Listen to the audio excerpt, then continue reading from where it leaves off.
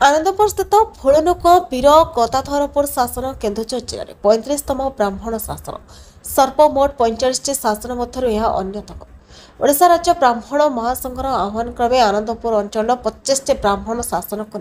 विभिन्न शासन में ब्राह्मण संगठन को मजबूत करने उद्देश्य गरीब ब्राह्मण मानकर समस्या समाधान पर आलोचना करने ओडिशा राज्य ब्राह्मण संघर सभापति डॉक्टर सदानंद दीक्षित स्थानीय भोलनुआका वीर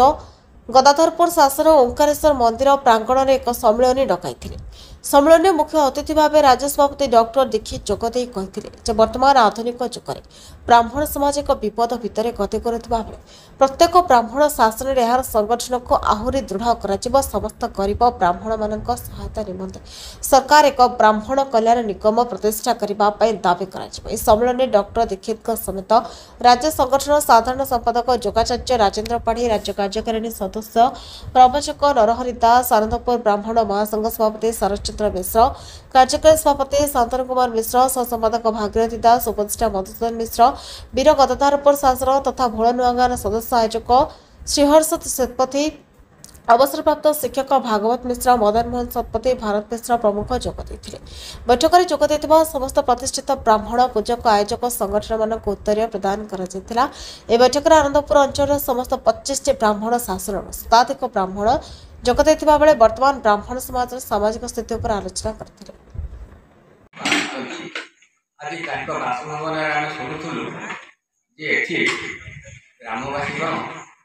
बहुत भाव विभाजित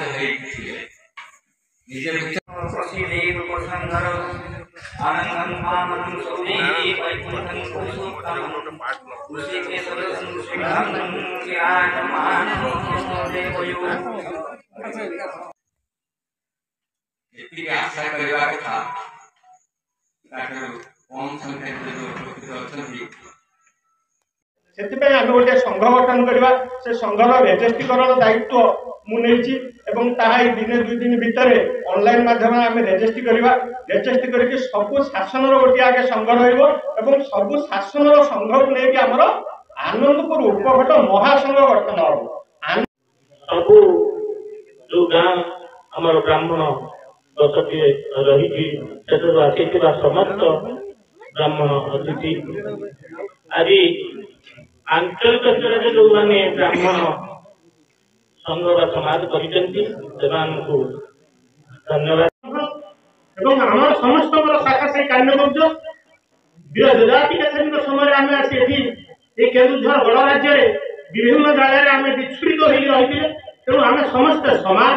समस्त डीएनए आम समस्त डीएनए संयुक्तं चक्रदेवं भद्राय वामदर्शेन प्रचरणकृतं ब्रह्मार्चारिवन्द्यां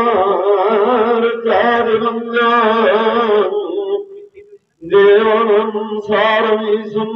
सकलदं हरिवृता ब्रह्मदारु नमामि। आनंदपुर बलभद्रपुर शासन पुरस्कम मिश्र बलरामपुर दौलतकपड़ा शासन महाशासन डर शासन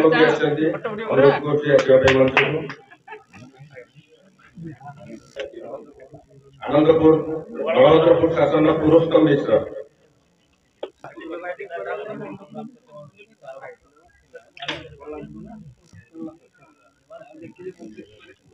मु डॉक्टर सदानंद दीक्षित सभापति ओडिशा राज्य ब्राह्मण महासंघ आज ब्राह्मण समाज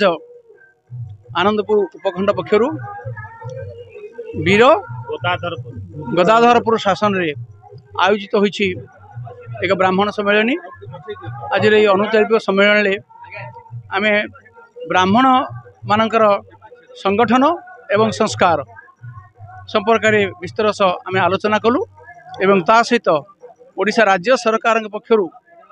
अन्य राज्य भली ओडिशा रे ब्राह्मण कल्याण निगम प्रतिष्ठा करी दरिद्र ब्राह्मण मानकर कल्याण निमंते राज्य सरकार व्यवस्था करंतु बोली मध्य आमे दाबी उपस्थापना कलु। ओडिशा केवल नुहे समग्र भारत वर्ष रे आज ब्राह्मण माने संगठित होवार आवश्यकता रही कारण ब्राह्मण एक स्वतंत्र वर्ण एक जाति जो वर्ण आधार रे ये देश र संस्कृति परंपरा वैदिक विचार सिद्धांत मध्य बंची रही एवं सही वैदिक सिद्धांत को बंचाई रखा बढ़ाई आमर उद्यम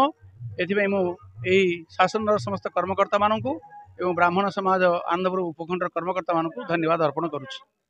केन्दुझर आनंदपुर आलोक मिश्र रिपोर्ट नयवती टीवी।